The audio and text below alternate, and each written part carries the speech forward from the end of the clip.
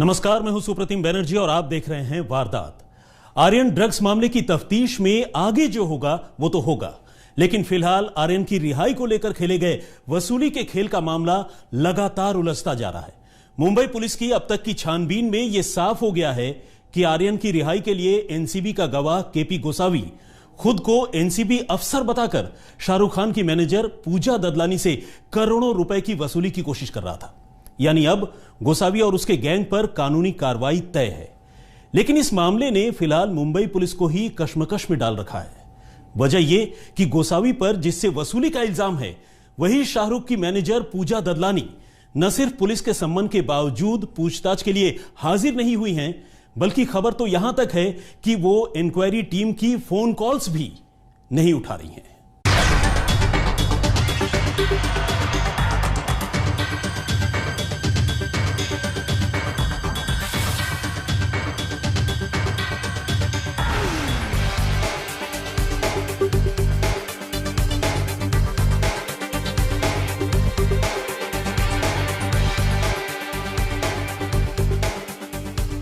Cruise drugs case को लेकर 2 और 3 अक्टूबर की रात मुंबई के गलियारों में जो कुछ हुआ, उसका तकरीबन पूरा का पूरा सच खुलकर सामने आ चुका है।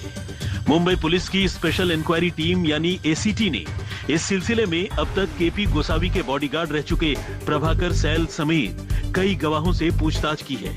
कहानी का लब्बो-लुआब यही है कि वो क्रूज ड्रग्स केस का गवाह नंबर 1 केपी गोसावी ही था, जो एनसीबी अफसर बनकर आर्यन खान को इस मामले से निकालने के लिए शाहरुख की मैनेजर पूजा ददलानी से करोड़ों रुपए वसूलने की कोशिश कर रहा था। लेकिन ऐन मौके पर आर्यन के साथ ली गई उसकी एक सेल्फी ने उसकी पोल खोल कर रख दी और इसी के साथ वसूली का पूरा प्लान औंधे मुंह नीचे आ गिरा। अब तक की छानबीन में जहां मुंबई पुलिस ने इस साजिश की तमाम कड़ियों को जोड़ लिया है, वहीं सबूत के तौर पर उसके पास गोसावी और ददलानी के कथित सीसीटीवी फुटेज के साथ साथ मोबाइल फोन की लोकेशंस, सीडीआर और दूसरी कई टेक्निकल एविडेंस मौजूद हैं, जिन्हें झुठलाया नहीं जा सकता। कहानी की तस्दीक के लिए प्रभाकर सैल और विजय पघारे जैसे इंडिपेंडेंट विटनेस यानी स्वतंत्र गवाहों के बयान भी हैं। और तो और इस वसूली रैकेट में शामिल कई किरदारों के एक्स्ट्रा जुडिशियल कन्फेशंस यानी किसी भी कानूनी एजेंसी से दूर वसूली को लेकर आपस में की जा रही बातचीत के सबूत भी मिल चुके हैं। लेकिन इतना होने के बावजूद जहां जाकर मुंबई पुलिस को रुकना पड़ रहा है, वो है इस मामले में उन किरदारों का अब तक मुंबई पुलिस से दूर रहना, गोसावी एंड कंपनी पर जिन लोगों से वसूली का इल्जाम लगा है।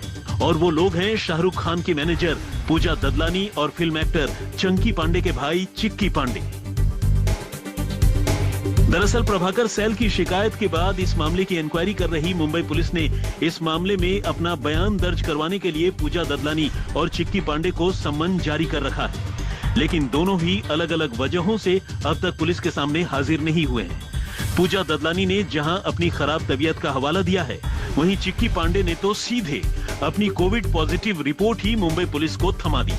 इस मामले में एक तरफ जहां ददलानी से रुपए वसूलने की कोशिश किए जाने की बात सामने आई है, वहीं ये भी पता चला है कि गोसावी ने ददलानी तक पहुंचने के लिए चिक्की पांडे से भी बात की थी। और ऐसे में मुंबई पुलिस इस मामले की 90% छानबीन पूरी कर लेने के बावजूद इन किरदारों से पूछताछ किए बगैर आगे नहीं बढ़ पा रही है। शायद यही वजह है कि मुंबई पुलिस फिलहाल जहां इस मामले में कोई भी एफआईआर दर्ज करने से बच रही है, वहीं वो इस मामले में लीगल ओपिनियन भी ले रही है कि अगर ददलानी और पांडे ने मुंबई पुलिस से यूं ही दूरी बनाए रखी, तो क्या वो सिर्फ प्रभाकर सैल के बयान को आधार बनाकर वसूली के मामले में केस दर्ज कर सकती है या नहीं। इस पूरे मामले में तमाम गवाह तो सामने आ गए हैं, जिन्होंने पूरी कहानी को बड़े बारीकी से बताया, लेकिन पूजा ददलानी और चिक्की पांडे जैसे अहम किरदार अभी तक सामने नहीं आ गए। ये तो यही बात हुई, मुद्दा ही सुस्त और गवाह चुस्त। अब ये दोनों गवाह जो मेन कंप्लेनेंट इस केस के कहे जा सकते हैं, वो कब आएंगे और ना आने का कारण क्या है, जिसके वजह से ये पूरा मामला आगे नहीं बढ़ पा रहा, ये बड़ा सवाल है। अब सवाल ये उठता है कि अगर पूजा ददलानी और चिक्की पांडे पुलिस से मिले सम्मन के बावजूद पूछताछ के लिए हाजिर नहीं हो रहे हैं, तो उसकी वजह क्या है। अगर एक पल के लिए ये मान भी लिया जाए कि ददलानी और पांडे की तबीयत अब उतनी खराब नहीं है कि वो अपना बयान भी दर्ज न करा सकें, तो फिर जो बात समझ में आती है वो है इस मामले में कानूनी कार्रवाई का खतरा उन दोनों पर भी है। दरअसल कानून की नजर में रिश्वत लेना और देना दोनों ही जुर्म है। ऐसे में अगर गोसावी एंड कंपनी पर रिश्वत वसूलने की कोशिश करने का इल्जाम है, तो फिर ददलानी और चिक्की पर अपने आप ही रिश्वत देने की कोशिश करने का जुर्म बनता है। इन हालात में दोनों का पुलिस से घबराना भी लाजमी है। बल्कि जानकार तो यहाँ तक कह रहे हैं कि इस मामले में सिर्फ वसूली की कोशिश ही नहीं हुई, बल्कि एडवांस के तौर पर 50 लाख रुपए वसूल भी लिए गए थे। लेकिन जब मामला उल्टा पड़ गया तो आनन फानन में ये रुपए ददलानी को लौटा दिए गए। और ये बात अगर सच है तो मामला और भी गंभीर हो जाता है। सच्चाई तो यह है कि मामला कहीं इससे भी ज्यादा गंभीर है। पूजा ददलानी का कानून के शिकंजे में आने का मतलब शाहरुख खान का कानून की जद में आना भी है। दूसरी ओर गोसावी की गिरफ्तारी का मतलब एनसीबी के जोनल डायरेक्टर समीर वानखेड़े का फंसना भी है, क्योंकि इतना तो साफ है कि पूजा ददलानी सिर्फ अपने तौर पर ही आर्यन को एनसीबी के चंगुल से छुड़ाने के लिए रिश्वत देने की कोशिश करेगी, ये बात समझ में नहीं आती है। और ठीक इसी तरह गोसावी बगैर एनसीबी के बड़े अफसरों या फिर यूं कहें कि समीर वानखेड़े की जानकारी के ये सारा जाल बट्टा फैला रहा होगा, इस बात पर भी यकीन करना उतना ही मुश्किल है। ऐसे में अगर इस सिलसिले में देर सवेर कभी भी एफआईआर दर्ज होती है तो इसमें बड़े चेहरों का फंसना भी तय है। जाहिर है वसूली का ये गेम काफी बड़ा है और इसे पूरी तरह समझने के लिए इसकी बारीकियों को जानना भी उतना ही जरूरी है। लेकिन बाकी की बारीकियों में उतरने से पहले आइए एक नजर इस मामले के उन किरदारों पर डाल लेते हैं जिनके इर्द गिर्द ये पूरा का पूरा केस घूम रहा है। इन किरदारों में खुद आर्यन खान तो है ही। आर्यन के अलावा पूजा ददलानी, चिक्की पांडे, केपी गोसावी, प्रभाकर सैल, सैम डिसूजा, सुनील पाटिल, मनीष भानुशाली, मोहित कंबोज, विजय पगारे, काशिफ खान, रंजीत सिंह बिंद्रा, मयूर गुले और असलम शेख जैसे लोग शामिल हैं। वसूली को लेकर एनसीबी के जोनल डायरेक्टर समीर वानखेड़े पर इल्जाम लगाने वाले एनसीपी नेता नवाब मलिक हैं, तो खुद वानखेड़े और आर्यन के पिता शाहरुख खान भी किसी न किसी रूप में इस केस से जुड़े हुए हैं। अब तक की छानबीन में जो बातें तकरीबन साफ हो चुकी हैं, वो है गोसावी का एनसीबी अफसर बनकर वसूली की कोशिश करना। असल में मुंबई पुलिस के हाथ लोअर परेल का जो सीसीटीवी फुटेज लगा है, उसमें गोसावी की गाड़ी में पुलिस का स्टिकर लगा हुआ दिखाई दे रहा है। गोसावी की गाड़ी में पुलिस लिखा होने के साथ साथ उसके साथ रहने वाले लोगों ने उसे लेकर जो खुलासा किया है, उसके बाद ये बात तकरीबन साफ है कि गोसावी ददलानी से एनसीबी अफसर बनकर ही वसूली की कोशिश कर रहा था। मुंबई पुलिस को मिली जानकारी के मुताबिक गोसावी ने ददलानी से मुलाकात के दौरान न सिर्फ अपने साथ आर्यन की लेटेस्ट तस्वीरें उन्हें सबूत के तौर पर दिखाई थी, बल्कि इससे पहले उसने फोन पर आर्यन से ददलानी की बात भी करवाई थी, ताकि ददलानी को उस पर पूरा यकीन हो जाए और वसूली का रास्ता साफ हो। कोई भी क्रिमिनल केसेस में यदि आरोपी और पूरा पंचनामा के लिए सारा मटेरियल मिल गया तो इमीडिएटली एफआईआर होना जरूरी है, लेकिन ये केस में वैसा नहीं हुआ है। आरोपी था, पूरा जितने उन लोग के सस्पेक्टेड एक्यूज थे सारे लोगों को अरेस्ट किया ऑन द स्पॉट। जो मुद्देमाल था, जो भी इनसे उन लोग बोल रहे थे, जो ड्रग्स था, व्हाटएवर था, वो भी सब मिल चुका। तो 8 घंटे एनसीबी ऑफिशियल क्या कर रही थी वो एविडेंस लेके? क्यों ने एफआईआर दर्ज करवाई? क्योंकि उनको पैसा ऐंठना था। ये पूरा प्लान पैसा ऐंठने के लिए किया, लेकिन गोसावी ने एक फोटो अपलोड किया फेसबुक के, उसके बाद सारा मैटर चेंज हो गया। वैसे भी आर्यन को हिरासत में लिए जाने के फौरन बाद वो जिस तरह से आर्यन को लेकर एनसीबी के दफ्तर पहुंचा था और जिस तरह उसके साथ उसने सेल्फी खिंचवाई थी, उससे ज्यादातर लोगों को लगने लगा था कि वो एनसीबी से ही जुड़ा है। लेकिन जब सेल्फी ने एनसीबी की भद्द पिटवा दी तो खुद एनसीबी को ही साफ करना पड़ा कि गोसावी एनसीबी का ऑफिसर नहीं बल्कि एक गवाह मात्र है। और जानकारों की माने तो यही वसूली के गेम के फेल होने की सबसे बड़ी वजह बनी। फिलहाल मुंबई पुलिस इस मामले में केपी गोसावी से भी पूछताछ करने की तैयारी कर रही है। गोसावी पुणे में उसके खिलाफ दर्ज चीटिंग के एक पुराने मामले में गिरफ्तार होकर जेल में बंद हो चुका है। एक और शख्स इस पूरे मामले में सबसे अहम है, वो है केपी गोसावी। फिलहाल वो जुडिशियल कस्टडी में है, क्या उससे भी पूछताछ की जा सकती है?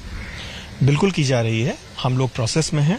मैं आपको बताना चाहूंगा कि केपी गोसावी जुडिशियल कस्टडी में जाने के बाद हम लोग माननीय न्यायालय को प्रार्थना पत्र दे रहे हैं और उनसे परमिशन मिलने के बाद हम उनका स्टेटमेंट रिकॉर्ड करेंगे।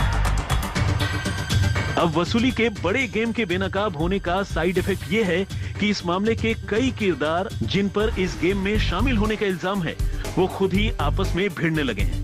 पुलिस की रडार पर आ चुके सैम डिसूजा को जहां अब अपनी जान का खतरा सता रहा है, वहीं उसने इस मामले में केपी गोसावी, सुनील पाटिल और प्रभाकर सैल पर पूरी साजिश रचने और उसे फंसाने का इल्जाम लगाते हुए शिकायत दी है।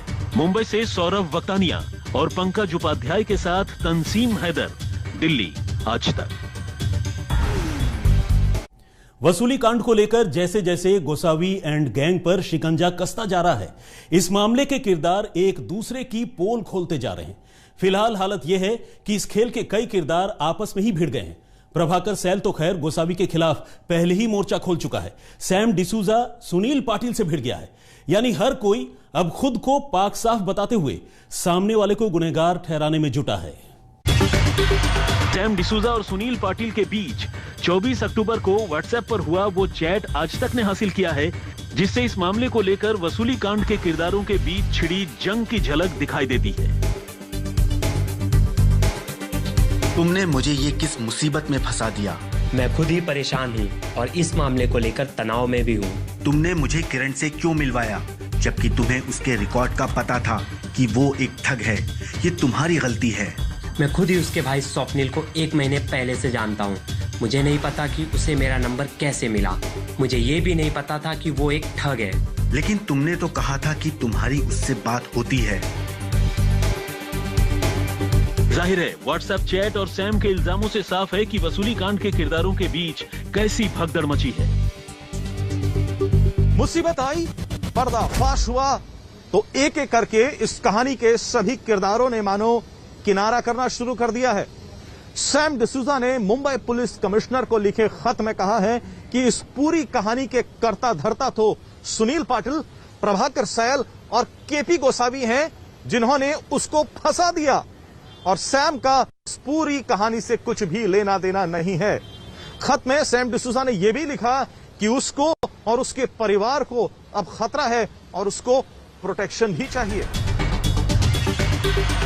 उधर इन सब के बीच मुंबई पुलिस के साथ साथ एनसीबी की जांच भी लगातार आगे बढ़ रही है। एनसीबी की विजिलेंस टीम वसूली के इल्जामों के मद्देनजर 2 दिनों तक गोसावी के बॉडीगार्ड रहे प्रभाकर सैल से लंबी पूछताछ कर चुकी है। दूसरे दिन यानी मंगलवार को सैल से पूरे 11 घंटे तक पूछताछ हुई और इस दौरान उसने एनसीबी को बताया कि कैसे गोसावी पूजा ददलानी से 18 करोड़ रुपए वसूल कर 8 करोड़ समीर वानखेड़े को देना चाहता था। अभी तक की जांच में हम लोगों ने कुछ महत्वपूर्ण साक्ष्य इकट्ठे किए हैं। प्रभाकर सैल, जो कि हमारे one of the most important witness हैं, उनको हमने शामिल किया। उनके एफिडेविट पर ही ये जांच के आदेश हुए थे मुख्यालय द्वारा। तो उनके आने से बहुत सारी चीजें क्लियर हुई हैं और इस जांच की सही दिशा में हम आगे बढ़ रहे हैं। मैं अभी इतना ही कहना चाहूंगा। दरअसल मुंबई पुलिस की जांच यूं तो क्रूज से शुरू हुई थी, लेकिन अब ये जांच 3 हिस्सों में बढ़ चुकी है। पहली जांच आर्यन खान समेत उन आरोपियों के खिलाफ हो रही है, जिसे अब दिल्ली की स्पेशल इन्वेस्टिगेशन टीम कर रही है, जबकि दूसरी जांच विजिलेंस की टीम कर रही है, जिसे ज्ञानेश्वर सिंह लीड कर रहे हैं। ये टीम तय करेगी कि समीर वानखेड़े पर पैसों के लेन देन के आरोप कितने सच है। जबकि तीसरी यानी मुंबई की स्पेशल इन्वेस्टिगेशन टीम भी पैसों के लेन देन से जुड़े हुए मामले की जांच कर रही है। यही वजह है कि ज्ञानेश्वर सिंह ने मुंबई पुलिस कमिश्नर से मुलाकात की और उन्हें बताया कि इस दोनों केस में समानता है, पैसों का लेन देन हुआ है और दोनों ही कैरेक्टर एक दूसरे से मिलते जुलते हैं। यही वजह है कि दोनों एजेंसियों को अब एक साथ मिलकर काम करना होगा ताकि सच से पर्दा उठ सके। मुंबई से सौरभ वक्तानी और पंकज उपाध्याय के साथ तंसीम हैदर, दिल्ली, आज तक। तो वारदात में फिलहाल इतना ही, लेकिन देश और दुनिया की तमाम खबरों के लिए आप देखते रहिए आज तक।